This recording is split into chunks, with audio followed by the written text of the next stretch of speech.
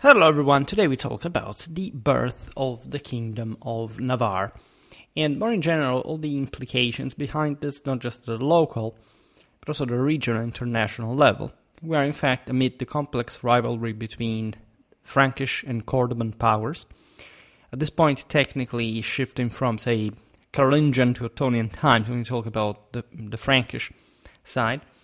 Cordoba also is, as you know, in a developmental phase. These are the early centuries of what is technically not even the Caliphate yet, because that arrives, in fact, in the 10th century, and we will get there in today's videos. Well, as an emirate, however, it already has a universal ambition over the entire Iberian Peninsula. This is something that we partially browsed also in a previous video about probably like before the Kingdom of Navarre, which is important to contextualize this video as well. And in another video in which we properly explain the theological vest that in Cordoban Andalusian Islam, the concept of a veritable caliphate over the region entail. With Navarre, as you know, we are in the northeastern corner of the Iberian Peninsula. We're looking at one of the most courageous, rough, and sort of rigid, but in a traditionally positive sense, powers emerging from the Reconquista, one that would actually not make it into a broader sort of a regional spectrum of power, because it will remain somehow confined within the sort of beautiful landscape, the very cold and sort of bitter mountains of the northeast that had historically been a frontier area in many ways. Again, there is all context that I already covered in other videos for the emergence of most of Pamplona as the center of the Navarrese realm that, as we've seen, has a lot to do with the superimposition of the aforementioned Frankish and Cordoban power. Right, the Franks had always infiltrated northeastern Iberia already since the time of Clovis. We've seen this in some videos about the Visigoths, the immediate aftermath of Rouillé.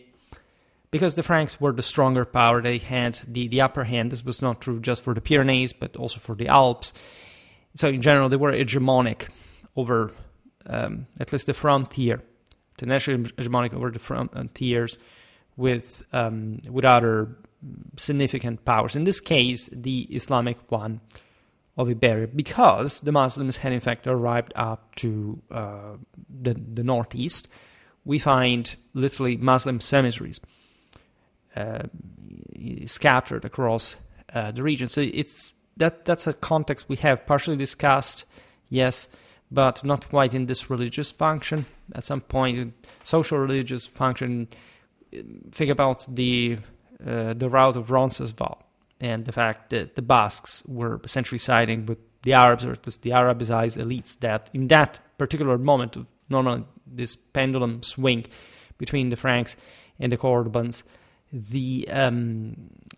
brought to an association with this or that power. There was a lot of local factionalism. We don't know everything that we want to know about the wall.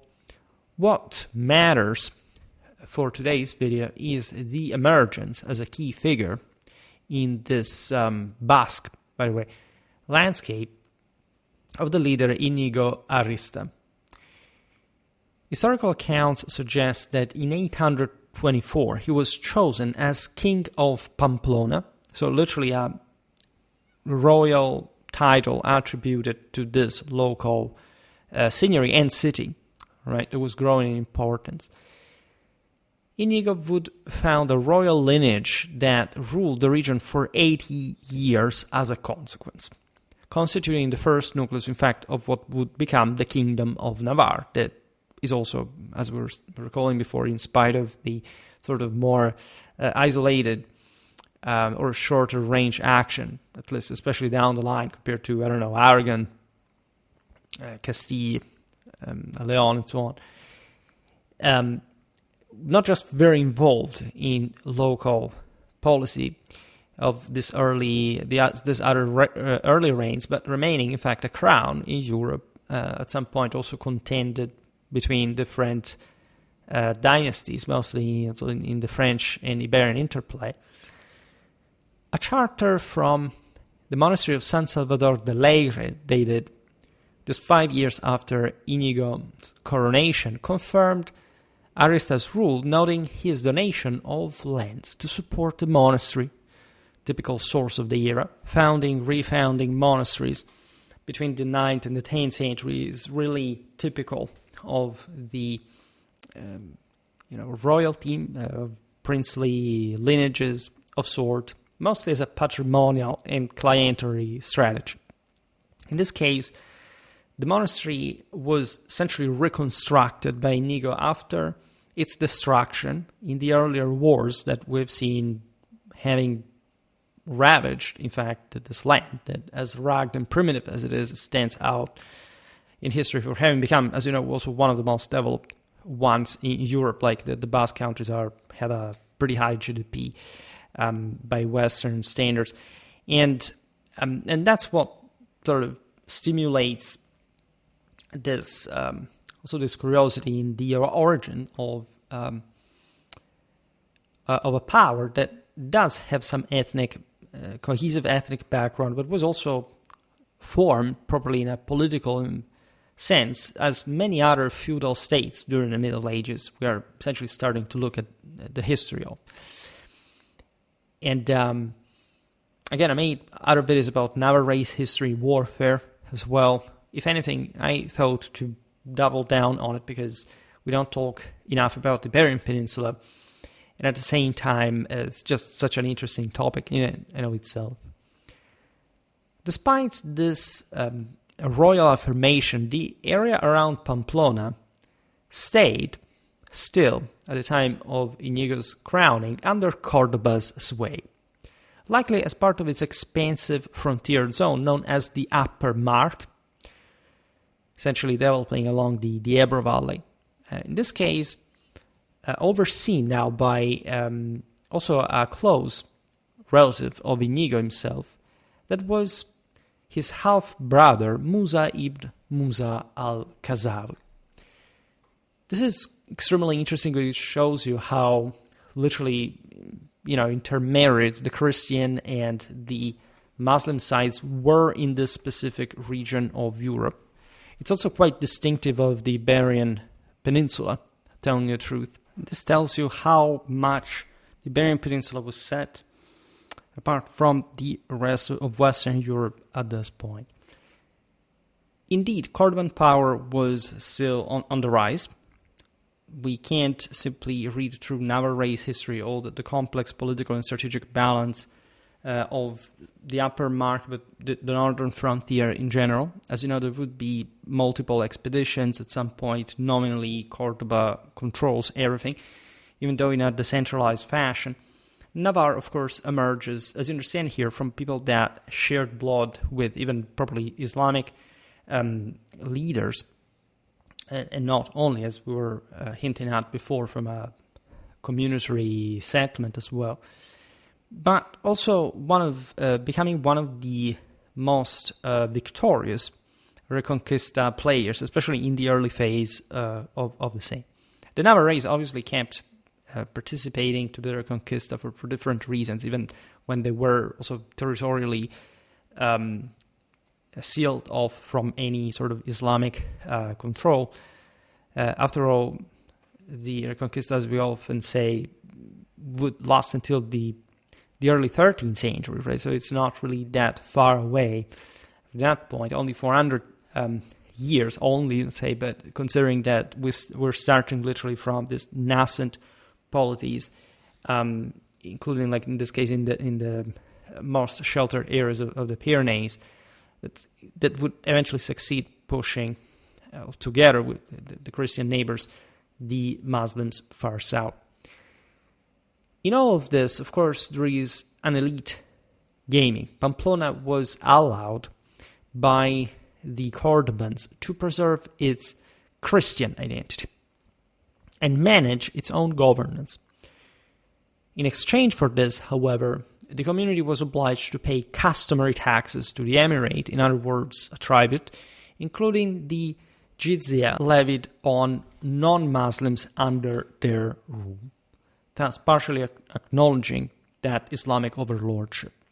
This was again completely normal. There were still Muslims, of course, even in Pamplona and in the surrounding territory, together with actual Islamic garrisons. Naturally, the terrain, as you understand, is extremely tough. The territory is extremely complex. So it's not easy for the Muslims to control the north as if they were just home, right? This is a foreign land, and also many of the forces that the Muslims use to garrison these mountainous areas are partly Christian themselves, or Jewish for that matter, as we've seen from the Mudayar's videos. There were really lots of balancedly proportioned ratios of Christians, Muslims, and Jews in certain areas in particular. This not much, it was more Christian. Anyhow, the political standing of this power in the international scene is at this start of our chronology under Islamic power. In Arab records, Íñigo Arista is described as Sahib, that is Lord or Amir of the Vascones, the Bashkunish. So this is extremely interesting, as he literally has an Islamic military title. Of course, according to an Arab source, that there was nothing categorical in this pre-Linnean definitions, right? Of course, he was indicated like that in Arabic because he was essentially a military ruler, right? Or at least the ruler of a broader militarized community in the north, because that's essentially what the emir, also in the Islamic world, really is, as opposed to the caliph, that is also the spiritual guidance, and the malik, that is sort of also a sort of negative term to describe some sort of king that has somehow usurped, however, what belongs to God in this fragmentation of the caliphate itself. So the Vascones, Bashkunish, the Basques, essentially. I made also videos about the Dutch of Gascony, if you're interested in that. We'll, if anything, come back on the ancient Vascones at some point for our, in fact, ancient European warfare playlist and more. It's interesting, again, that Íñigo is not called neither Malik nor Taghiya. That was even a worse term, often used by the Arabs for this kind of bordering Christian rulers, and that we can equate to tyrant as a translation, right? Naturally, Íñigo's power at this point was fairly modest, but it already stood out, and in some sort of positive light, also because evidently the Muslims brokered some power sharing in the area with him. I don't know, the monarchs of the Asturias were called Taghiya in a more depreciative sense, as most also anti-Christian sense. The same goes for the Franks, right? In fact, these other Christian powers were diminished by the definition of Ulu, I presume it's pronounced. So essentially barbarians in some cultural sense, but especially in a religious one, inasmuch they had rejected Islam. And this was applied, in fact, to individuals that were also under Cordoba's rule to an extent. The more rebellious ones, for example. So again, Íñigo has a quite fascinating placement in this scale. In 841, he, allied with Musa ibn Musa, launched a rebellion. That's also incredibly fascinating. He convinces his own half-brother, a Muslim lord, to actually break free from the Cordoban dominion. Obviously, from an Islamic perspective of his half-brother, just to gain more autonomy, it's politically complicated because there was no denial, of course, of emiral power per se. If anything, just a struggle to reach its top, and or at least in this peripheral frontier to at least gain, in fact, more local autonomy, by accusing, for example, the emirs not to be spiritually fit for the role or military capable in the same way by God's judgment, right? Because if I rebel, again, this is pretty much the same traditional concept, like you have essentially not given me a reason not to, and I could, so inherently have some imperative from my side. This rebellion in the north was partly spurred by a Cordoban campaign in 840 that imposed heavier tribute demands, prompting Íñigo to coordinate with Musa to disrupt supply lines to Cordoban garrisons in the Ebro Valley. So this is also the point. Why should these communities pay higher taxes for military expeditions when in the area, by the way, at large, if they can rule themselves by themselves? Again, we haven't talked much about Cordoban power, but it's truly an immense one. It's one that, first of all, properly equates that broader Iberian regional dimension to a universal one, because it's objectively huge territory, but it's also a very complex and complicated one, politically, territorially, religiously, culturally. And the history, especially of the northern marches, is incredibly fascinating, but at some point we'll make multiple videos on it. While Musa was ultimately compelled to yield, as much as the Cordobans, of course, struck back to repress the rebellion, Íñigo persisted in defiance until his own death, which occurred either in 851 or 52.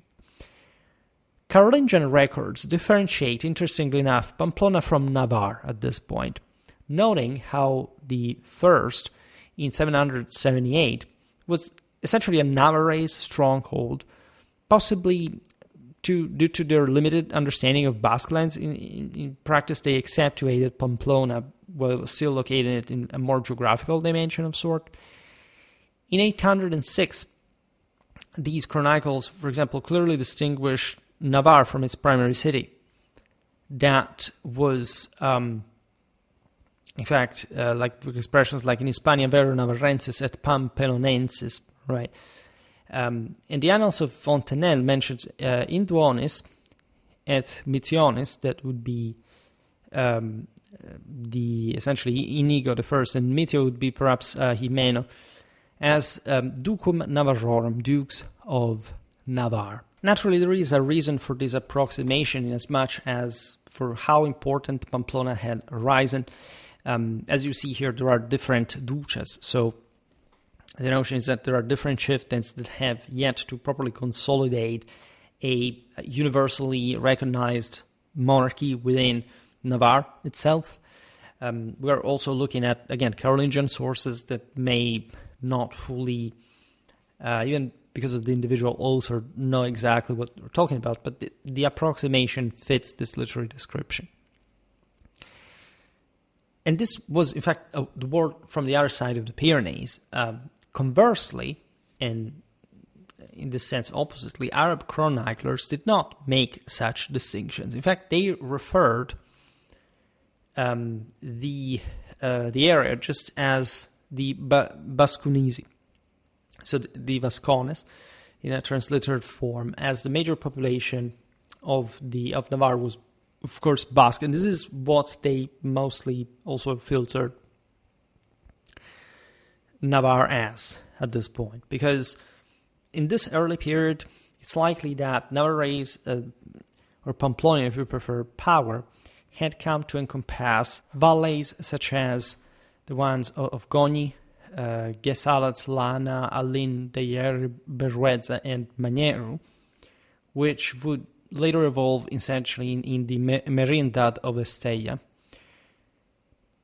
We're not fully aware of how, again, extended Pamplonian power actually was on all this territory, but archaeological evidence from the Valley of Lana, for example, including fortified settlements dated to the 9th century, that is an important moment of encapsulation. We talked about this in a recent video about the sort of foundation of properly the medieval Spanish knightly power, suggests a robust Basque defensive network that would have developed, yes, for the ambition of the local lords, but also to support Iñigo's resistance efforts against Cordoba. As we said also in the last video, and as we have seen also with Iñigo's refoundation of different institutions, war had been pretty destructively intense in this province. Thus, the political circumstances and the rough nature of the inhabitants would foster some more militarized mentality. Pamplona's role as a hub for both resisting and negotiating with Cordoba was kind of obvious because of its centrality, and as essentially the only place where that could be recognized in a more sort of institutionally controllable form. This is evident during Iñigo's reign. It's a status that persisted under his son, Garcia Iñiguez, who ruled between 800, as we've seen, 51-52 after his father's death to 882. Garcia Iñiguez is yet another energetic ruler. He at least works very much in a proactive direction to secure an international coalition of Christians to fight against the Islamic neighbors in Iberia. We're talking the Asturias. I made a video about Asturias, the Gascons, proper in the north. So intended as that power that was gradually, again, we talked about before the Duchy of Gascony, sort of gradually forming in a also gradually exclusive sense from the actual Basque background, but still intervening in the Iberian hinterland and becoming independent also from the growing Navarre. The nascent Aragonese power, which we also discussed in a specific video about properly the origins of Navarre, Aragon, and Castile altogether. Also, some Zaragozan families opposed to Musa ibn Musa that was still around and at this point was aligned with the Cordobans. Zaragoza obviously was a very important Islamic stronghold, so the fact that there would obviously be some Christian but also Muslim clans that were opposed to Cordoba in general and wanted to break free, to autonomize their condition from this important historical cities. Again, Pamplona is relatively new, but Zaragoza is literally stemming from Cesare Augusta, right? It was one of the most important centers in the Iberian hinterland in Roman times. In 860, Garcia Iñiguez secured a pact, in particular with the rampant Asturian leader Ordoño I, whose story in the video about the Asturias we have covered, exchanging military support for mutual defense against Cordoban incursions, as recorded in the Chronicle of Alfonso III. This is completely in line with the normal landscape of raiding warfare that had characterized all these populations in any direction, not just against or from the Muslims, but also among each other. Raids, counter-raids, capturing slaves, cattle, agricultural resources, also wealth in the form of, think about, the ecclesiastical paraphernalia that became also a target of the infidels. Besides, this is also the age of Viking raids, as we've seen in the Asturias. Some Norse came to actually meet with their doom, as the hinterland inhabitants were not exactly, particularly peaceful people. Let's put it this way. And this is exactly the context that we're discussing also in the recent video about the Reconquista. There is all properly a military and cultural background to this that is quite peculiar to northern Spain, right? Christian Spain at this point. Considering especially that these northern Christian powers were minor compared to the Cordobans. I mean, the Cordobans here had the big guns, were the big structured state and civilization that naturally had great difficulties to reach these areas and to operate in these mountains from Cordoba, and that most, in fact, required this the centralized marches to take care of the issues, as it had been really since the time of the Visigoths, really, that the Basques had not really been particularly integrated into the Visigothic kingdom, and they had always been that kind of warlike, and even now when the remnants of the Visigoths had taken refuge more or less in the north, warfare had always continued. And not even just because of the deep ideological implications that also the religious struggle entailed that were essential. They informed the entire system, but simply because these powers were mostly politically and socially designed to get most of their extra wealth from such raiding warfare, which, as we were saying, triggers also Cordoban response. There are major military campaigns that the Andalusians carry out to repress these northern rebellions. They can be as destructively brutal as they can be, vicious, slaughtering, torturing, destroying churches, etc., and or in other periods like the one of Almanzor, for example, respecting, for example, the Christians, hoping to cope them, right, revering, at least preserving the shrine of Santiago de Compostela as they seized it. And one of these raids of the most important Christian shrine in Spain, like respected by the Muslims, that were showing that sense that there had to be some kind of coexistence. This is a deference attitude that also the Christians, especially in the early Reconquista, would show to the Muslims, if anything, because they needed the vast amount of people living in that world as also essentially foreigners, because these northern Christians, again, were also, because of their Basque background, at least in this case, importantly different from someone living, I don't know, in Toledo, for example. And only gradually, in the later Reconquista, in the following centuries, as you know, Spain indulges into forced conversions, massacres, deportations, and so on, right? So expulsions. It's rough. It's brutal, all right? The Reconquista is probably born in blood. Besides, these raids were actually successful in reestablishing full Cordoban authority with renewed pledges of loyalty. This was one of the most successful moments in Cordoban power assertion in the north. Garcia's son, Fortun Garces, who ruled between 882 and 905, so you understand there is already de facto an early dynastization in succession, endured, however, 2 decades in Cordoban captivity before taking the throne in Pamplona as an emirate vassal.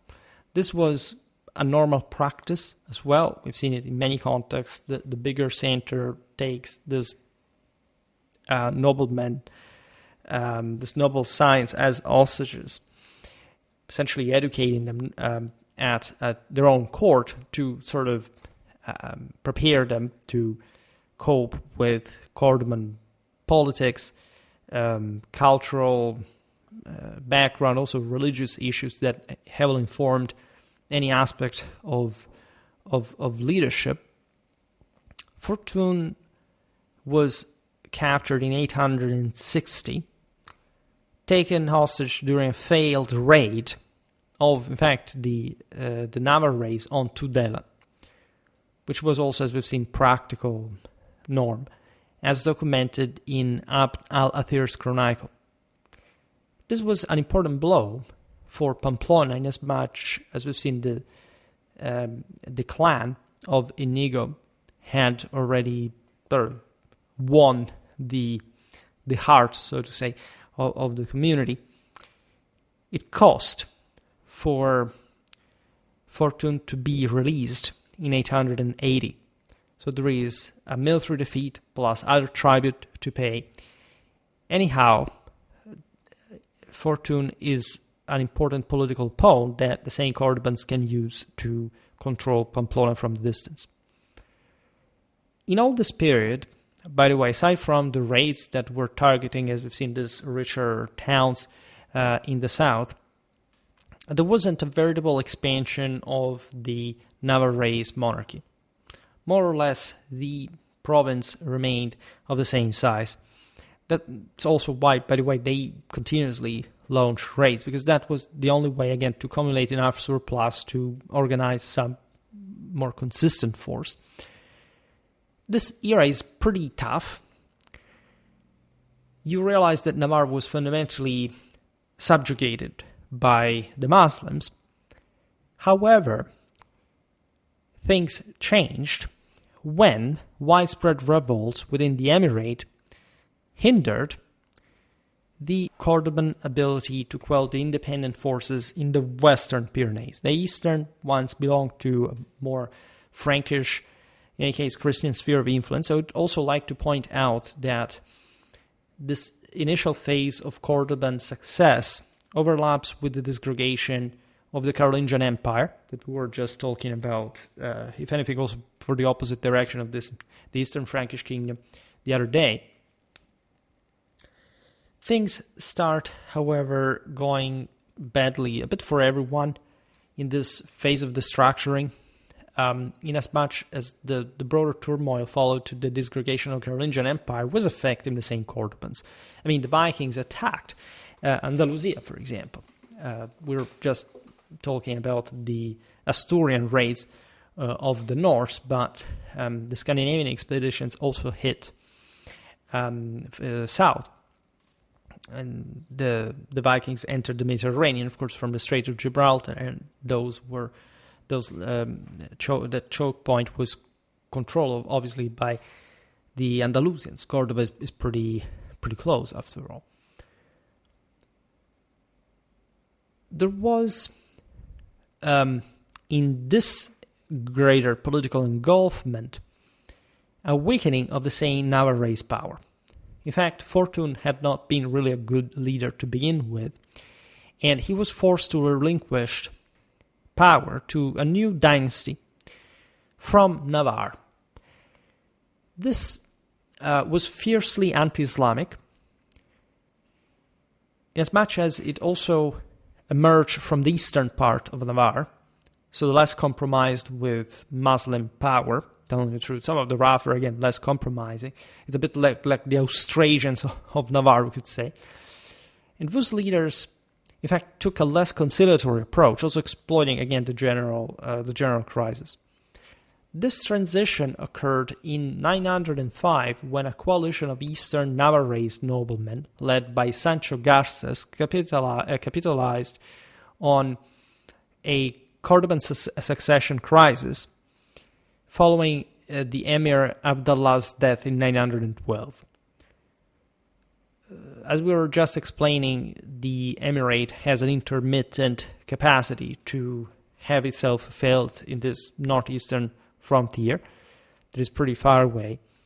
So we can look at the decline of the former Navarrese dynasty as a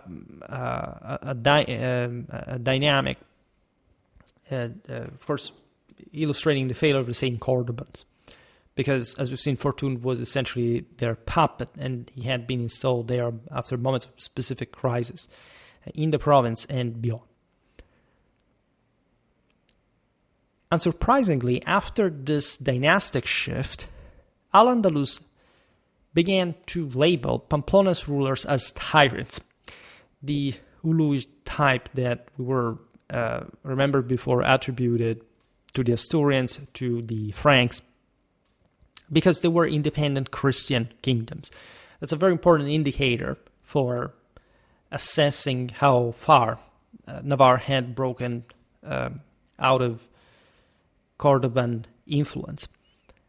After ousting Fortune Garces, Sancho, who ruled between 905 and 925, very interesting years, son of Dadilde, sister of Raymond I, Count of Pallars and Ribagorza, declared himself king, officially severing ties with the emirate of Cordoba. Sancho lived up to the warlike expectations of his own clan. He extended his realm along the river Ega, southwards toward the Ebro. He seized Najera and Calahorra, the former, as you know, a site of a famous battle during the 100 Years' War and the actual clashes within the same Iberian monarchies in the 14th century. The latter territories acquired by Sancho belonged to the powerful Banu Qazi family, representing a great loss for the latter. This was a family that ruled in those areas from centuries, and they descended from an originally Christian Visigoth, a governor that in the moment of Islamic invasion essentially converted to Islam himself and obtained this vast mark in the north with control over most of the Ebro Valley. The fact that Navarre was able to seize these important centers from there was one of the reasons why eventually the Banu Qazi family declined and sort of disappeared in the same century. Besides, Sancho's conquest of Najera in 918 included the destruction of its main mosque, as noted in the Muktabis of Ibn Ayyan, symbolizing a deliberate rejection not just of Cordoban authority, but the entire metaphysical concept that was underpinning the Muslim domination according to the Islamic rulers of Iberia. It was an incredibly clear statement in front also of the entirety of the Christian community to rise in rebellion against the Muslims jointly and longitudinally across the northern frontier. This is what gradually was happening, even though Cordoba was essentially now becoming a caliphate itself, and you can realize how, of course, Andalusian power was truly big and regional in size, and they would see, of course, events like this one in the northeastern frontier as relatively peripheral. But there is also no doubt that the Califal title was taken on, aside from the bigger schemes of the sort of Islamic political rivalries across the Dar al-Islam. In fact, the contention of the Califal title, for example, to the Ba'azids, etc., a way to reinvigorate the Islamic ideological effort, like the jihad itself, into Spain. In retaliation, the Cordobans do not make themselves awaited. The famous Caliph Abd-ar-Rahman III, really an important figure and substantially important one, echoing, in fact, even in the Christian geography of the era. If anything, he was the founder of the caliphate itself. There is the entire history of Pelagius martyrized in Cordoba that will inflame, in fact, the Christian zeal of enmity towards the Moors of Spain. Pelagius was martyrized in Cordoba in the same 926 at 14. So these are the same years this stuff is happening. It shows not just the Christian presence also in the same Cordoba, but how, in fact, this kind of religious struggle echoed across this entire world and what kind of consequences it could have pretty far away, as here, again, for example, Ottonian geography would very much develop the same tales about Cordoba. An Ottonian power that, as we will see now, actually will essentially negotiate with the same Al-Andalus as far as the broader balance in Europe and in the Mediterranean was concerned, especially as far as the Ottonian imperial authority was revived in Italy, the southern part of which was infested by the Saracens, that although not being under the direct command of the Cordobans, were fundamentally a proxy state of theirs. Right? We'll come back more on Islamic southern Italy, and Sicily, and Tunisia, especially as in relation with, in fact, the bigger power that really Spain was. There was no comparison between the two. But Abd-ar-Rahman launches 2 campaigns to punish Sancho. The Islamic arms triumph at the Battle of Valdejunquera, after which the Caliphate reclaimed lands south of the river Ebro and attacked the same Pamplona in 924. This was a massive display of strategic power and projection from the Islamic side. In a sense, the Caliphate was reaffirmed exactly through the capacity of Abd-ar-Rahman to deploy his forces so far in such a successful way. The Battle of Valdejunquera was fought on July the 26th of 920. So the defeat of a combined Pamplonese-Leonese army, witnessing to the broader alliances that at some point were dramatically accelerating and intensifying among the northern Christian powers. According to the sources, in particular the Annales Complutenses, the Christians reached over 3,000 casualties, which for the 10th century in such scatteredly populated lands like northern Spain is actually a massive toll.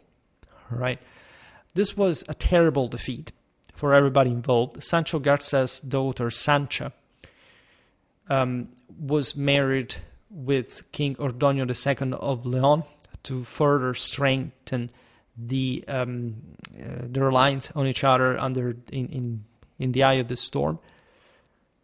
This brought, however, Navarre to give in dowry the Calahorra region. The reason why this happened is that Navarre had the worst of the last war. Leon was already at this point more powerful, was increasing in relevance, and could effectively protect Calahorra, that, as we've seen, had been taken by the Navarrese from the Banu Qazi, and however at this point was barely controllable by the same Pamplona. In spite of the Islamic pressure, the Navarrese were capable of securing, at the obvious withdrawal of the Muslims, some other territory. Gradually, we're talking again mostly mountainous areas. However, the valleys of the river Argon and Gallego extending to Sobrarbe came to be controlled by the Pamplonians. In the west, Navarre, under its royal dynasty, reached the counties of Álava and Castile, that at this time were under the Kingdom of Asturias. We explained again in different videos, probably about Asturias, Leon, Castile, etc., how these powers came to being. And it's an incredibly complicated story. Nevertheless, especially on this longitudinal axis, the Christians can interconnect with one another. The prospect is always, as we've seen here with matrimonial strategies, to acquire more land, to at some point succeed on other Christian kingdoms' thrones. So it's really like Game of Thrones, except it's cool. And interestingly enough, at this point in history, the kingdom of Pamplona and Navarre covered a relevant area of, let's say, 120 kilometers per 120, if we were to square it. We're talking, of course, as the crow flies in purely extensional terms, so naturally some areas were not populated. As we've seen, the communities were relatively primitive. Anyhow, there was an important social development as well, a consolidation towards an ever more sort of seigneurial control. It's timid in this Basque lands because society is very scarcely stratified. But there are, of course, like elsewhere in Europe, like powerful lords that control like the surrounding countryside, from castles that we've seen before were sort of starting to proliferate, even though in more modest ways than in other places. managing cattle especially, starting to have this longer range kind of interest and relations, coming to dominate over other communities on the southern border, etc. The Chronicle of Albelda, last updated in 976, first details the kingdom of Pamplona's extent in 905, stretching to Niger and Arba, maybe Araba. We don't know exactly here the exact spaces, whether, for example, the western Basque country was considered as part of the wall. As we've seen, there had been some access redefinition within the same Navarre of power of dynasties, etc. And again, we would like to know much more about this in concrete terms. But translated from Latin, there we'll skip. It basically says in the era 900, this is actually 905 to the actual computation, a king named Sancho Garces rose in Pamplona. He was unwaveringly devoted to the Christian, there's obviously Sancho Garces, as reading in the Latin way, devoted to the faith of Christ, pious towards all the faithful, and compassionate to oppressed Catholics. What more, in all his actions he excelled. As a warrior against the Ismailite peoples, he repeatedly inflicted defeats on the Saracens. He seized all fortified places in Cantabria, from Nájera to Tudela. He fully possessed the land of Degem, that would be, I think, Monjardin near Lizarra with its town. The Arba, that I guess we don't better understand of Pamplona, he brought under his rule, and he also conquered the entire territory of Aragon, then Yak and the nearby lands with its fortresses that are obviously seized by the Navarrese and reinforced. After expelling all infidels in the 20th year of his reign, he passed from this world. Buried in the portal of Saint Stephen in Montjardin, he reigns with Christ in heaven. Think about this. Remember the traditional doctrine of afterlife. He reigns with Christ in heaven. Just think of the mentality of a 10th century Navarrese ruler. And these guys are rough. These guys are something else. So you don't know what it means psychologically to be born and raised in such context. It's astonishing and unspeakable. Sancho Garces died in 925 AD. That's a very interesting description. You can't feel all the kind of religious military ethos in these words, because it's basically a tale of warfare and conquest, right? Securing fortresses to create this protective belts against against the Islamic invasion, preserving the Basque hinterland, etc. This was very important to all involved. Also, the mechanism worked pretty much the same way for everyone, right? The Islamic marks function in the same exact way. Sancho was succeeded on the Navarrese throne by his brother Jimeno Garces, who ruled up to 1931. This is an interesting practice because we've seen initially there was an understanding that things would pass from father to son. And also in this case it happens because after his uncle's death, it's Sancho's young son Garcia Sanchez that comes to rule. Also very long reign from 931 to 970. Lots of water under the bridges. You see, however, this temporary let's say regency from his uncle, that, say, in this context would have also claimed something for his own in terms of power, because a fully dynastized system was not yet in place in these countries. Even though there was a strong sense of, again, military unity and, as we've seen, quasi-sacred royalty. I mean, royalty had always been sacred, but sort of much more meaningfully so for these ancestral peoples, historically ingrained with this absolute sense of holy war. Garcia ruled under the guidance of his mother in the beginning, showing that he was still pretty young when he succeeded his uncle to the throne. The mother was Toda Aznarez, so Sancho's widow, who was incredibly good at sowing marriage ties with other Christian realms and counties in northern Iberia. Tada's diplomatic efforts included a 927 treaty with Muhammad ibn Lub, that was the leader of the Banu Qazi clan. So again, massive power. This is essentially the most important provincial force existing in the region. This allowed the Pamplonian southern borders to be secured from, say, incursions. This obviously had a price, but it was better than suffering further raids from the Banu Qazi mark. We are aware of this mechanism because there is a surviving fragment of a Cordoban diplomatic correspondence talking about these arrangements.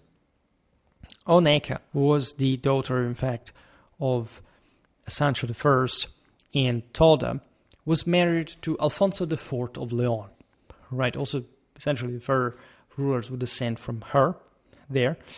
We've seen it in the video about Leon. The other daughter, Urraca, wed Ramiro II of Leon, and other daughters of Sancho were wed to counts of Castilla, Alava, and Bigorre. So all the sort of northern Iberian arc, so to say. The marriage of the Saint Garcia to Andregoto Galindez, who was the daughter of Galindo Aznares II, Count of Aragon, that's the only other missing one, tied the eastern county to the kingdom. Right, Navarre exercises this important influence on Aragon that is somehow more exposed to the Muslims initially. We explained this in the video about the origins of all these powers.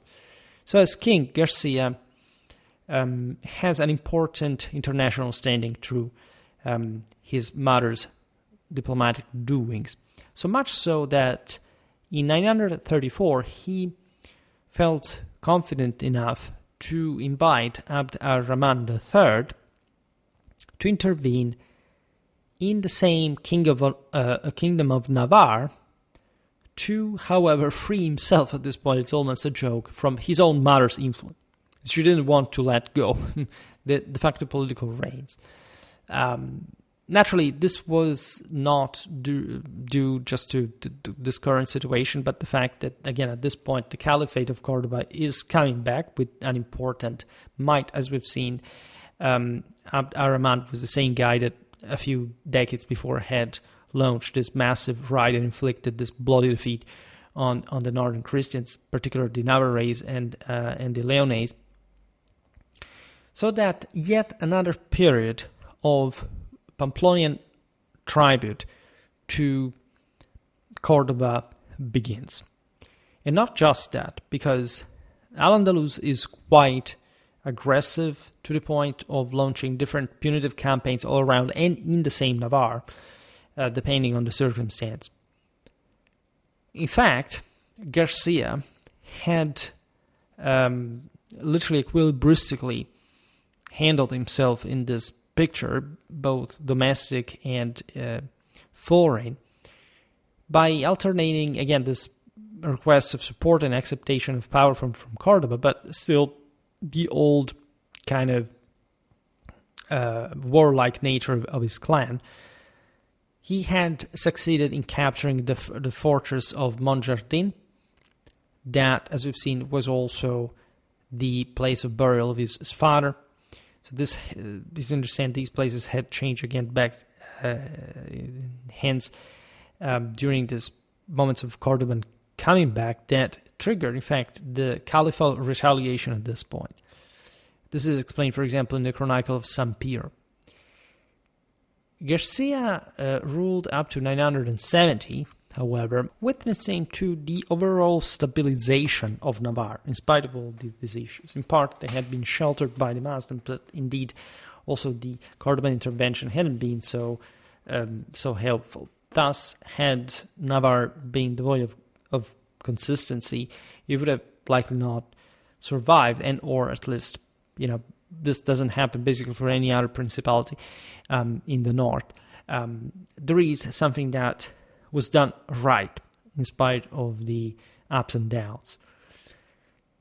Sancho II succeeded his father. He ruled between 970 and 994. He appointed his half-brother Ramiro Garces of Viguera to govern a short-lived attempt of creating, in fact, a kingdom in this locality, which mirrors some further dynasticization, but also feudal parceling of power.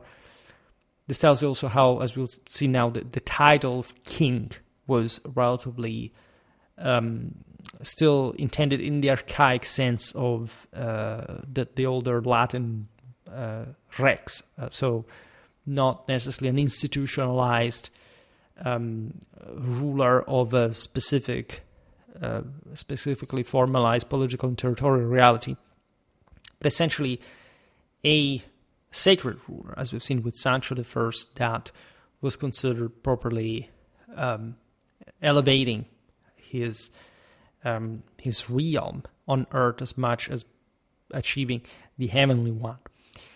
In 987, during the donation of the villa of al-Athir by the king of Pamplona to the monastery of San Juan de la Peña, Sancho II styled himself as King of Navarre.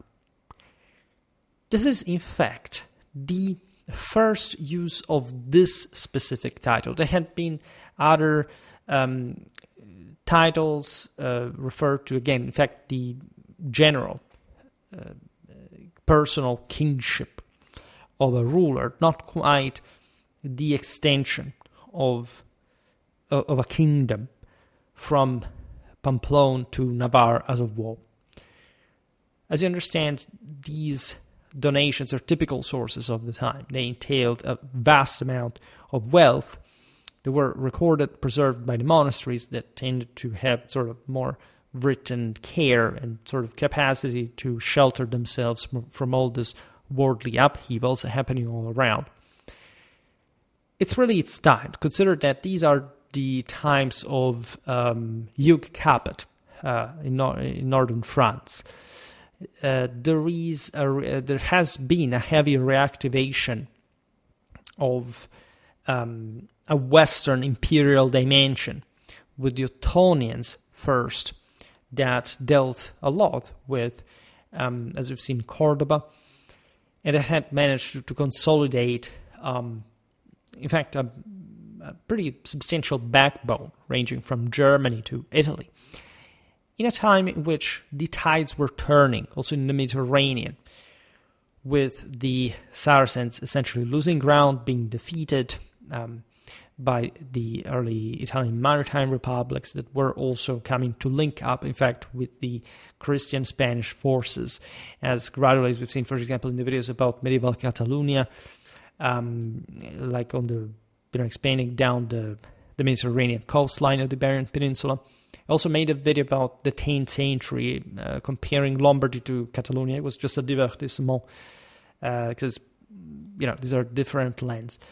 But they gave you an idea of also what, for example, this latter land was about, how sort of westernized in many ways it was, belonging technically to the Kingdom of the Western Franks. This was not true for Navarre, but Navarre is also, and we've seen it in the video about properly Navarrese warfare among the Aragonese and the Catalonian one, in fact, one of the single most brutally westernized, or even the most westernized power in the entire Iberian Peninsula, right? The French influence, aside from later French dynasties that also installed themselves in other on the thrones of other Iberian monarchies, is really demonstrated by lots of aspects, properly for example, in the knightly armor, some of which are also traumatically heavy and brutal, like properly fitting this anthropic types you could imagine the early kings of Navarre really being this. Lives spent on horseback, raiding, burning, storming, spilling blood left and right. in some sources, Sancho II is listed as the first king of Navarre proper, meaning that we count, for example, Sancho as Sancho I, but again, we do not know exactly where that kind of numeration happened.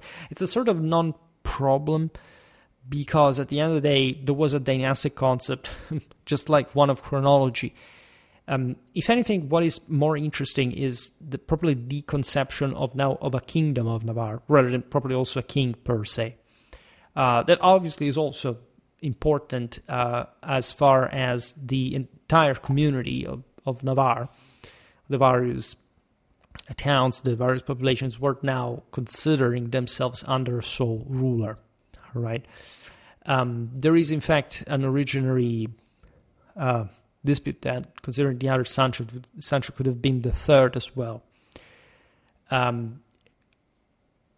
He was the seventh king of Pamplona as well, if we count where the title started from.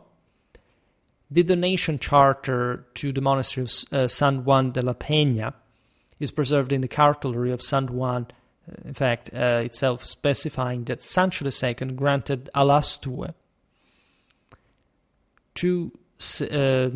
which was this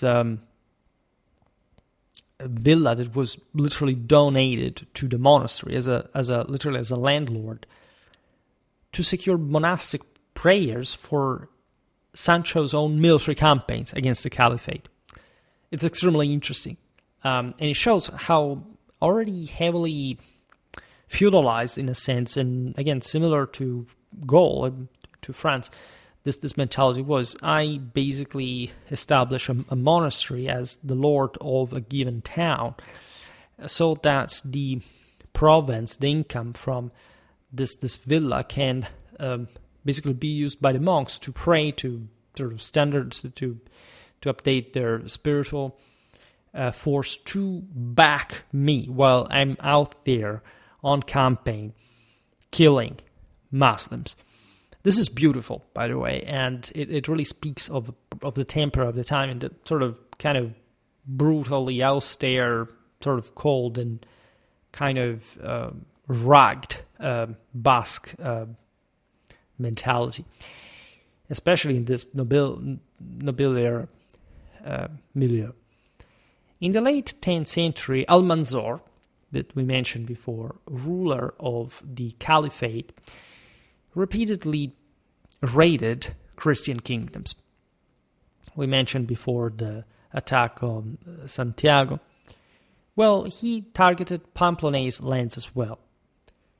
And not just once or twice, but seemingly on at least 9 occasions, showing how dangerous Navarre was perceived by the Cordobans. And it's not like Navarre stopped in this, in spite of all the blows it suffered. For example, a raid in 975 destroyed the Navarrese fortress of San Esteban. This is recorded in the Annales Lauricenses. It forced Sancho II to rebuild it the following year, showing that even though blows were taken, again, there were resources to keep working. And this is a moment where at the turn of the second half of the 10th century, resources are starting to increase fast, right? The trade balance in the Mediterranean is rapidly tilting in favor of the north, of the Christians. Navarre may have not been, as we've seen, the richest land of all, but it still was heavily informed by the great deal of, for example, Frankish or Papal interest and support in the Reconquista, which is something that, if anything, we will dedicate another video to, because it's an incredibly as underrated aspect of also the same Iberian religious military fort. In 966, further clashes with the Caliphate led to the loss of Calahorra and the valley of the river Chidacos. At this point, Sancho II, allied with the Castilians, was defeated in a major clash at Torre Vicente. As a consequence, he was bitterly forced to surrender one daughter and one son as hostages to Cordoba as peace offerings. They asked themselves, again, a capacity to stand back on your feet is also connected with when to stand down at the moment, because these polities are still relatively fragile, and it's not much the Islamic presence at this point, but the competition already starting between Christian powers that can undermine this or that force, and making it primary in the picture. In fact, this is something that could have historically happened in general. Like different polities, again, we would have said that Castile would be the most important land at the end. It wasn't even part, of course, originally of Christian territory, but just like the shift from Asturia to Leon, the Aragonese, the Navarrese, were quite involved, intermarried, and it was, as we've seen, this great exchange of different thrones. Garcia Sanchez II rose to the throne after Sancho II's death. Garcia's reign witnessed the continuation of caliphate attacks, culminating in its complete destruction in 999, with the king himself killed in a raid the following year. This tells you how, again, pernicious Navarre seemed to the Cordobans in particular. And it's not like it was, again, the most powerful reign, but it seemingly had a very intensive quality stemming from the ruling dynasty military attitude that had brought them to really hoist the banner of the most sworn enemies of Islam in the Iberian Peninsula. Almanzor was very ideological in his policy and strategy, right? And the 999 raid had been, in fact, led by also his own blood, Abd al-Malik, that targeted Pamplona's cathedral, destroying its bell tower, as noted in the Chronicle of Silas. This was a punishment for, as we've seen, the destruction of the mosques in the previous Navarrese raids. It was meant to set an example for the rest of the peninsula. Navarre is sensibly enfeebled by this hit.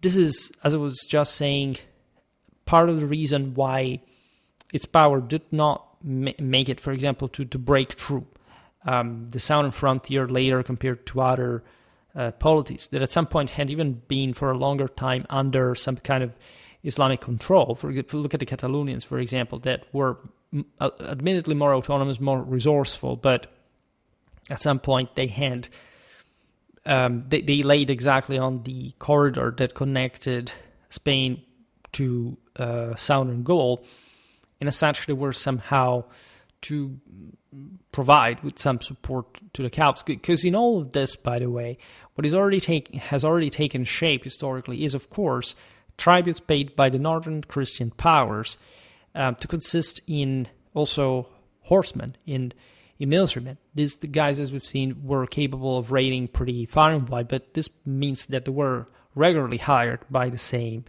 Muslims. We have seen that it was not a strange practice at all, not just having Christian in Islamic forces, probably from the Christian communities ruled by the Muslims in the center and the south, but properly northern Christian knights hired because of their military quality. Following Garcia Sanchez II's death at war, the crown of Navarre passed to Sancho III, who was at the time only 80 years old, and at this point likely secured in patronage as a political pawn by the caliphs of Cordoba. Again, obviously with all the limitations of the centralized control in the 10th, 11th century now. Until 1004, Sancho III's cousin Sancho and Garcia Viguera, remember the ill-fated Viguera kingdom's experiment, also because of the Islamic incursions, had a shot, however, to govern the kingdom of Pamplona, Navarre. This was done up until Sancho III assumed rule. Also in this case, his minority was lengthened by his mother's guidance. We're talking Jimena Fernandez, who, as we've seen, is seemingly a tradition in Navarrese queens. In her regency, carried out a very important negotiation with the Taifa of Zaragoza. The aforementioned powerful clan did not exist anymore in these lands. Everything was sort of fluidifying. The Taifas were, as you know, at this point, what the Caliphate of Cordoba would gradually disgregate into in a feudal erosion of public authority and government again. We will talk more about the Andalusian state and how it had represented a relic of Byzantine Persian state in as much as it was a centralized system with a permanent army, with a structured bureaucracy, and so on. As you know, the caliphate at some point is literally disbanded by the same Cordobans because they say they were honest in assessing that there was no real condition for which such titles could be maintained, in part because of their shortcomings in the north, as not just the Christians were pushing, but in this sense also various Islamic marks were basically unhinging themselves from Cordoba under that pressure, and sometimes even siding with the same Christians. These machinations behind the scenes are part of the dynamic. In fact, the agreements between Jimena, the regent queen of Navarre, with the Taifa, so again, the Islamic government of Zaragoza, secured a temporary truce that allowed Navarre to rebuild its defenses after the storm that had hit the country in the previous generation.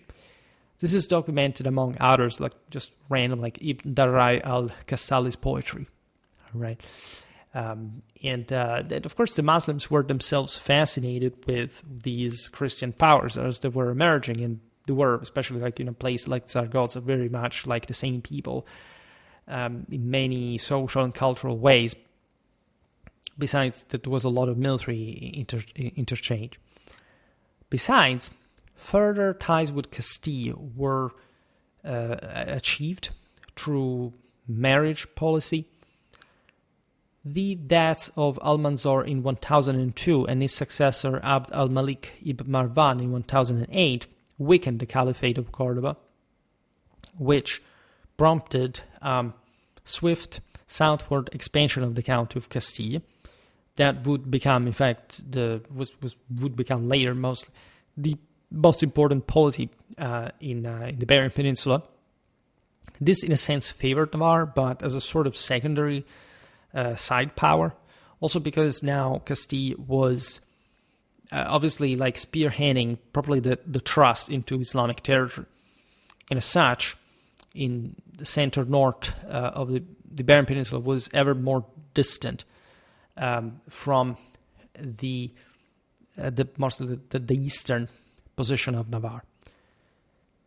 So this general political military blows, defeats at the hand of the Muslims, some general capacity to come back, rise back on their feet, because who can actually control Navarre and its mountainous territory, especially when you have also bigger Christian powers in the west that press under the Muslims. But in this sense, also more distance from the same Navarre race that control the highlands. Also many valleys at this point, but mostly do not have that sort of wider open field of, for example, that Castile would have directionally. Also, in part Leon, before, that had prompted to this gradual expansion. Consider that all these powers also, Asturias, Castile, Leon, were not unified in a sole kingdom like later. You know that even, in fact, the kingdom of Castile and Leon bears the name of this composite character. In fact, up to the 12th, 13th century was literally mirrored by a de facto autonomy. If anything, these systems were kept together mostly by the fact there was so much to expand towards in the south rather than any other internal, agreement between the sides. That in fact constantly competed with one another. There's all a history of actual warfare between these Christians as well. Navarre has, however, some option still in the northeast of Spain to expand into what is still an adjacent Islamic territory. In fact, under Sancho Garces III, the borders along the Taif of Zaragoza are secured by Navarre.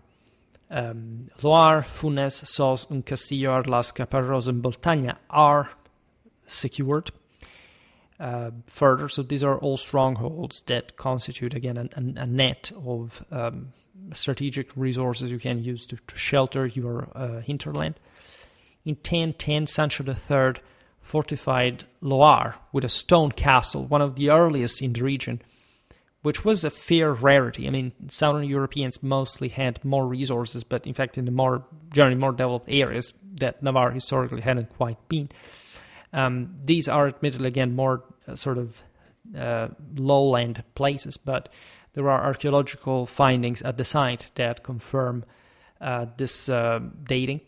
In 1011, Sancho III married Muniadona of Castile. So again, yet another Castilian marriage that was the daughter of Count Sancho Garcia of Castile. And remembering rulers in Spanish history is a total mess because they all kind of call themselves in the same way, and there are 13 of each of them, and so it's a mess for each polity. Also witnessing to the shared similarities of these provinces. In 1016, Navarre and Castile also began to more integrally plan their strategic action, expanding into Islamic lands. Pamplona at this point was more dependent on Castile, as we've seen, and yet it maintained destruction capacity for relieving the Castilians from, say, a concentrated Islamic defense. Pamplona could extend towards the southeast, so opening a secondary front that the Muslims couldn't quite now stem. At least there wasn't much of a comprehensive unity of the Islamic world at this point anymore. This allowed the Navarrese to expand in the areas of Soria. So we are essentially in the Ebro Valley. And this is still under Zaragoza, but at large, this great upper mark had been given way as well. The Navarrese and the Castilians formalized their agreement in a meeting at the monastery of San Millán de la Cogolla.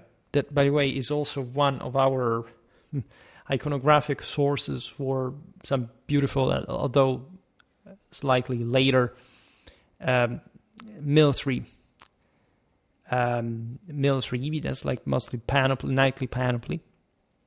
This also tells you what was happening in these monasteries, that those knights were exactly the same ones frequenting the places.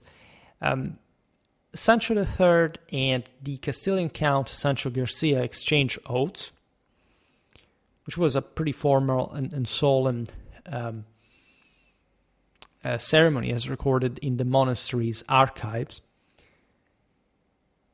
So at this point, there is not actually an enormous expansion territorially wise. More or less, Navarre maintains that kind of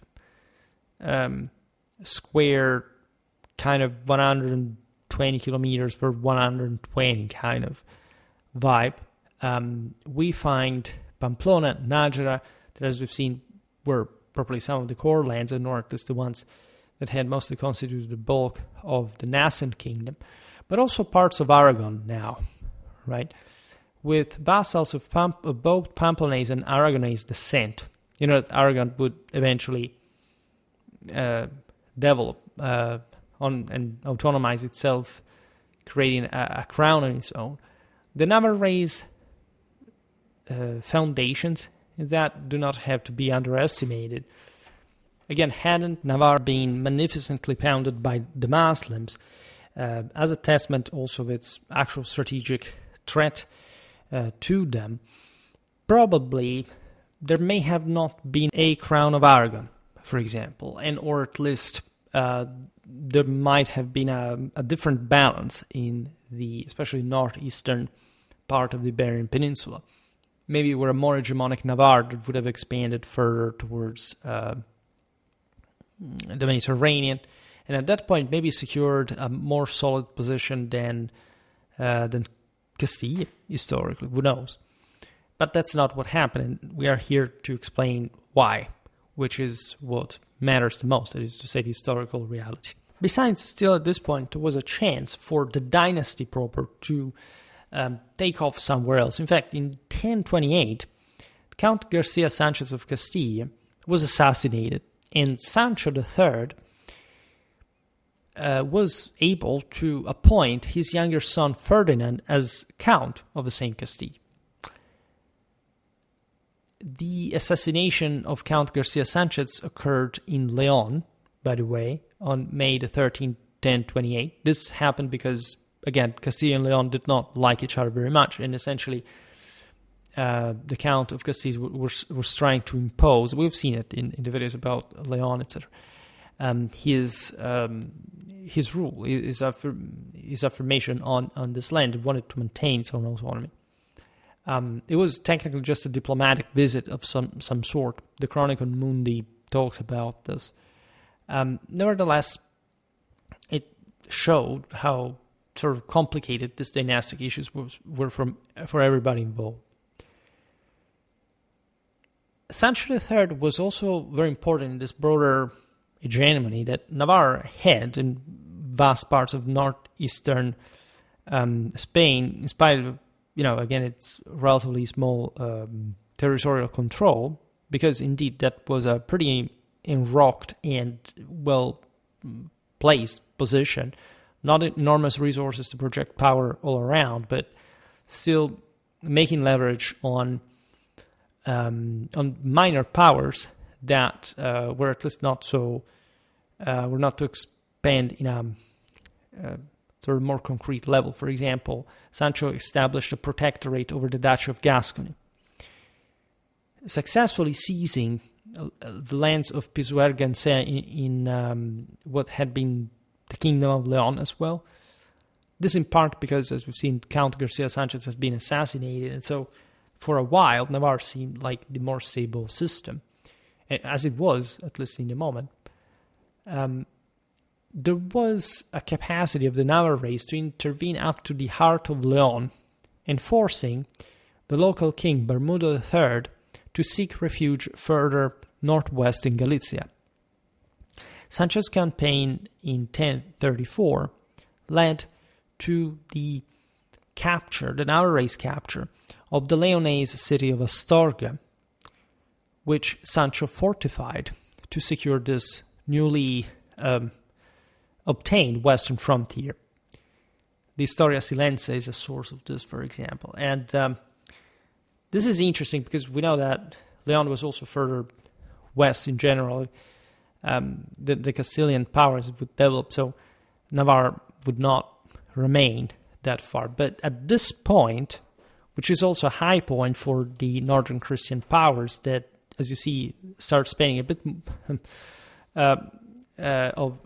more of resources for their own struggles than before, at least compared to the ongoing one against the Muslims, as they feel more secure and arrogant, and they think that their development can bring to an interconnection of mostly dynastic character that can, like in this case, secure in the moment some strongholds that of course like could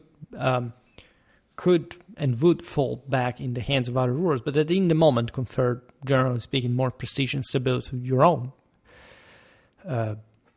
world. Because if anything, somebody wanted to take that stronghold back on the frontier, who wouldn't wage war necessarily in your own land, like, except civil strife and other sort of dynastic issues could always revert that. You can't go as far as saying that Sancho III of Navarre effectively governed northern Iberia at this point. So literally to the from the eastern borders of Galicia to the county of Barcelona on the Mediterranean.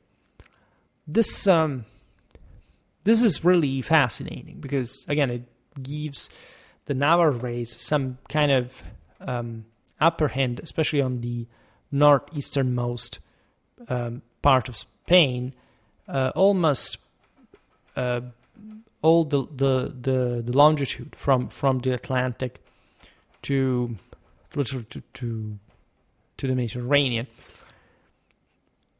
without, however, simply escaping the reality that there is Castile in between. For example, Leon, there are essentially the Asturias further north.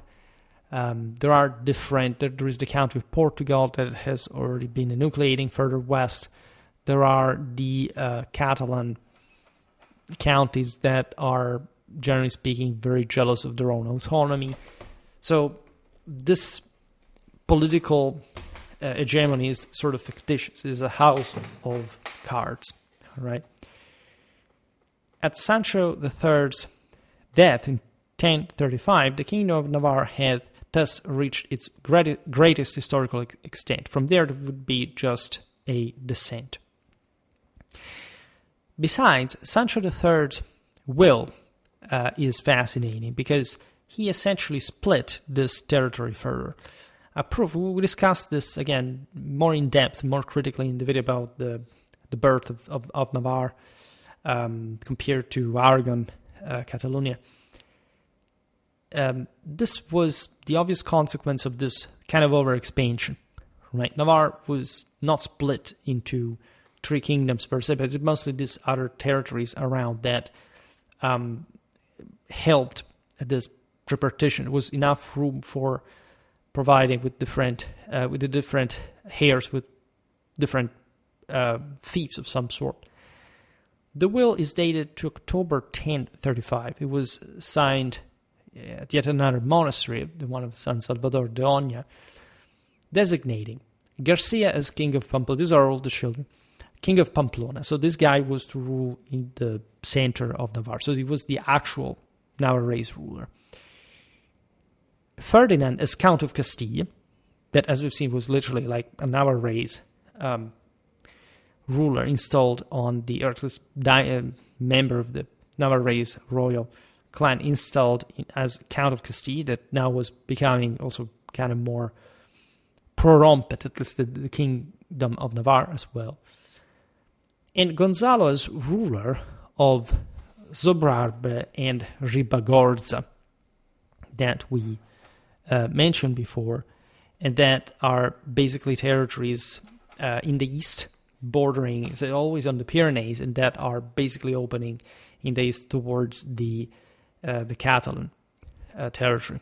That there is Pallars, we mentioned before, and immediately next there is Urgell, then the Cerdagne, Berg, etc. So territories that at that point are also really out of reach of Navarre. It was easier for the Navarrese to infest Castile, much easier, right? It's much closer. Burgos, Miranda.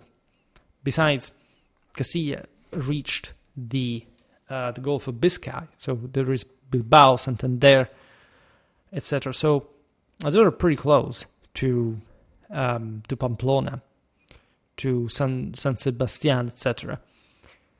Thus, again, it's interesting to look at this with maps. In fact, I inserted some of them here. Fortunately, Wikimedia Commons provides us with that. Fortunately enough, there is really a lot of good images in Wikimedia Commons. Unfortunately, they're the only ones we can freely use at this point in history, basically, for making YouTube videos and being fine with copyright stuff. So this division is kind of normal, right? There are some obscure points. Nevertheless, it was unthinkable, in spite of this high point in Navarre's history, to keep all these territories together. Sort of didn't make sense, because it was still yet another country. It was not a Navarrese one, right? It had been formed in a different way. It had been stayed distant. The Navarrese seemed just as these weird Basque guys entrenched, again, in the northeast, with sort of kind of historical sort of in intersections with the Franks that had infiltrated, that had partly even sided from the southeast with at least with some Muslim power that was had their blood once back in the day. What is happening with Castile, with Leon, with Asturias is historically something very different. It is the latter are the ones that really had pioneered the Reconquista, that had held the banner of Christianity high, while Pamplona was ruled by the Muslims back in the day. We've seen it at the time of the Carolingians, admittedly, but still not far, in fact, from these ones. Naturally, in all this picture, we hinted at it, the Navarrese state was flourishing in a feudal sense, by how in the first half of the 11th century a northern Iberian power could sort of flourish. The church had a lot to do with that. We've seen lots of monasteries that are important representative sees for all these high noblemen of northern Iberia. When you look at figures like Sancho the Great, so that would be Sancho III, I would just illustrate it, was raised in Leyre, that even sort of served as at least the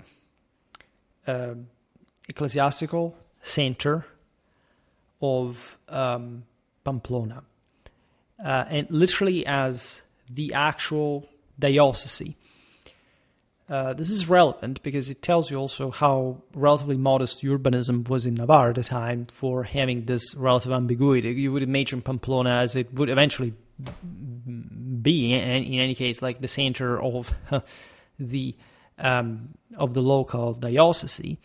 But there were other towns that could actually maintain it. Of course, there were all political reasons as well, not just simple reasons of scale, but of importance. But still, and these ecclesiastical centers were, as we've seen, probably in the traditional view of needing to inform probably the Christian zeal in the holy war against the Muslims, of a radical importance in the entire picture. And again, it's beautiful to look at. I would really like to make a video one day on medieval Iberian architecture, because there is something about some of these powers, in particular Navarre and Portugal, that is, of course, valid for the far north of Spain in general.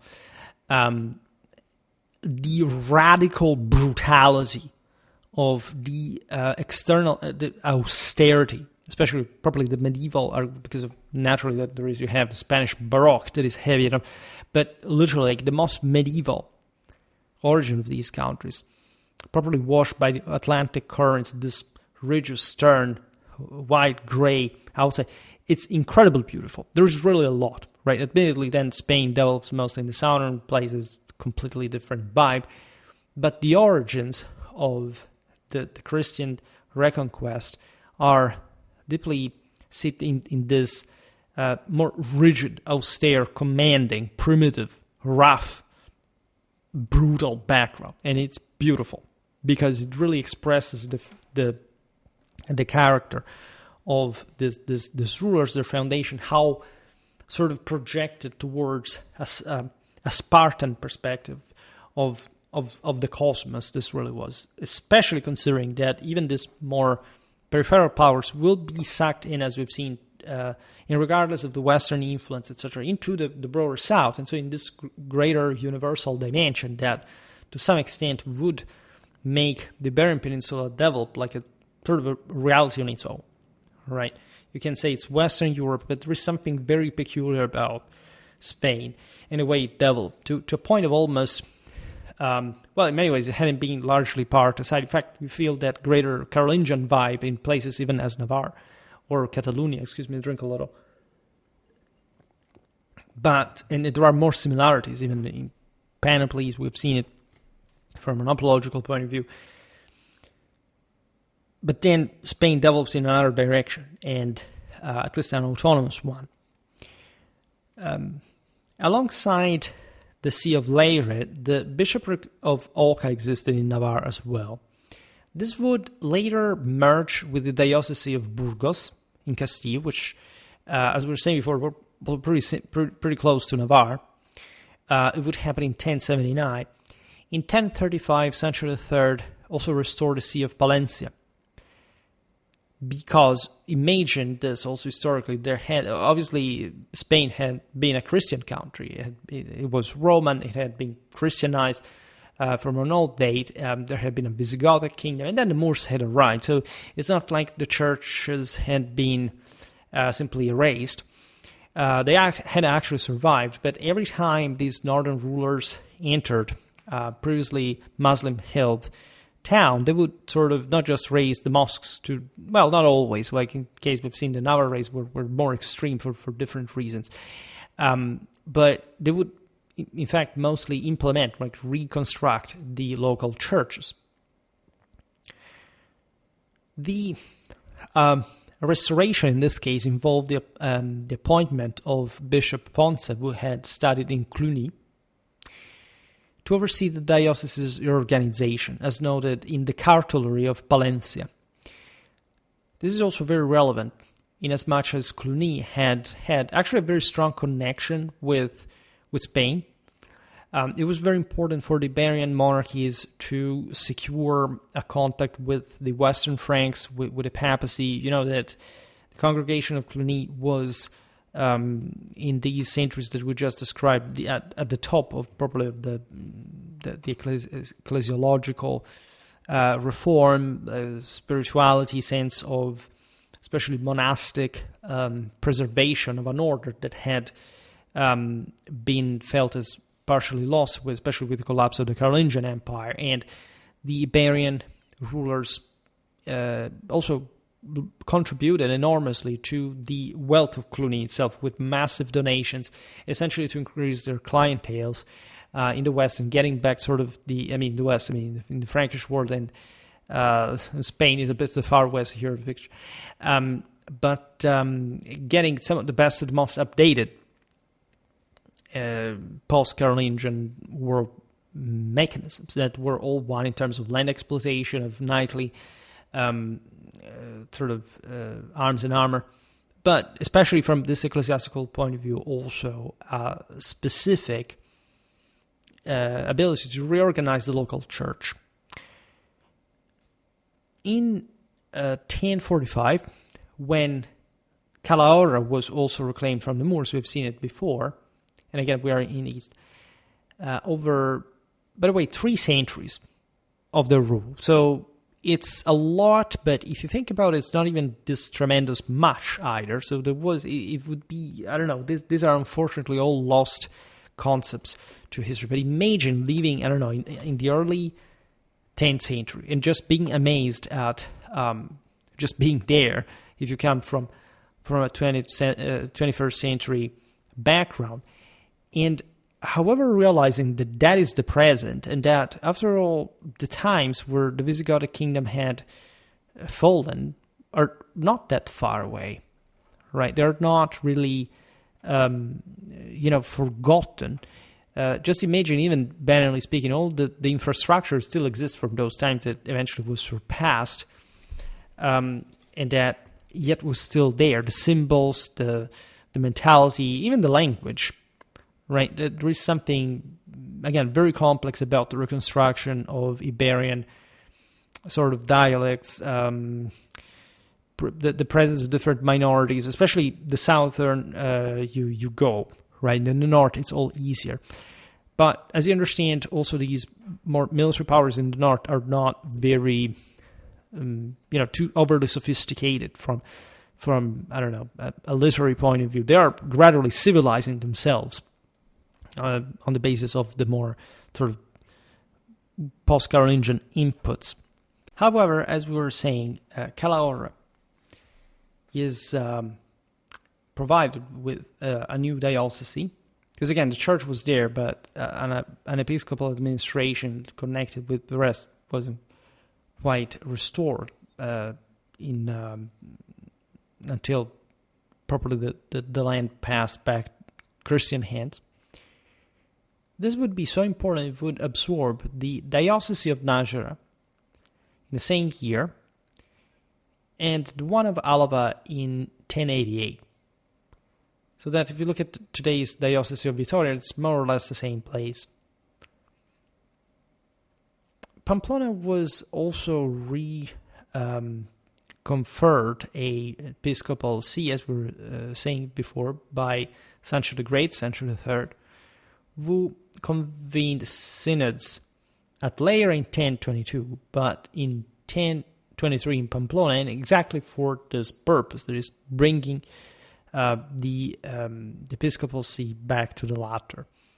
The 1022 Leire synod was attended by 12 bishops, also standardized liturgical practices across Navarre, which naturally would greatly favor the administration, as documented in the Acta Synodale of Leire 1022.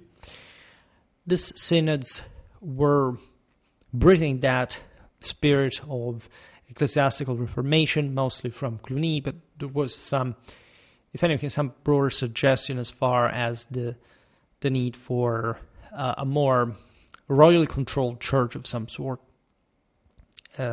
especially in these lands that were potentially more far away, less out of reach from the papacy, right? That was yet to be a fully fledged monarchy. It would become in a couple of generations. The convents here, well, there is also an architectural development, etc., but there is a character specifically about the Iberian churches. That is to say, they're fairly early,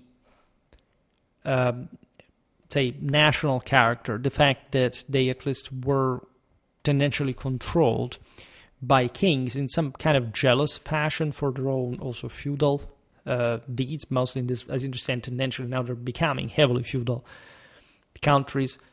Feudalism will never kick fully in Spain as much as I don't know, it would occur in France. Like there is a long way to go, at least in the later Middle Ages are comparable at a broader scale with, say, France or England, but especially after the 100 Years' War and different other influences from those countries. And this was used, again, for those kind of power struggles that will actually unfold. Like, in the history of Navarre is pretty dense and pretty tormented, and that's why we're actually looking at that. Because even though it was well enucleated and, as we've seen, entrenched in the Pyrenees, it sort of had its own continuity in power struggles, in also participation to the Reconquista as well, with very often top-notch elite forces coming from these still sort of pretty blood-soaked terrain in the broader mystics of the same Navarrese Reconquista. So it's a very interesting dynamic, as much as one that truly inspires further chivalric ethos. Like, there is all a symbolism about the same flag and just breaking the chain of the chains of Islamic control. There is all and that would be one at Las Navas, as a matter of fact, telling you how, because those were the chains that the Black Guard of the caliphs of the Almohad caliphs was taken by Sancho the Seventh of Navarre under his beautiful black eagle on a golden background, interestingly enough, that appears in his sigil as probably the prime of Las Navas, of the culmination of the Reconquista, for a country that, again, up to that point would not participate to the territorial expansion into Andalusia, that would mostly be taken over by Castile, but that still contributed in this enormous way, inspiring all the chivalric crusade legions and ethos, etc., and showing how basically Navarre was obviously still part of the system, and quite central in many ways in the tip of the balance. So we'll talk about this better on another occasion. I was glad again to discuss Navarre here, because there is so much information that we need to browse yet again. If anything, we will see this another time. For today, however, I stop it here. I just hope that you enjoyed this video. If you did, please share it. Otherwise, leave a like or subscribe to my channel if you're interested in my upcoming content. As always, I thank you heartily for listening to me. I wish you a nice time and see you next time. Bye.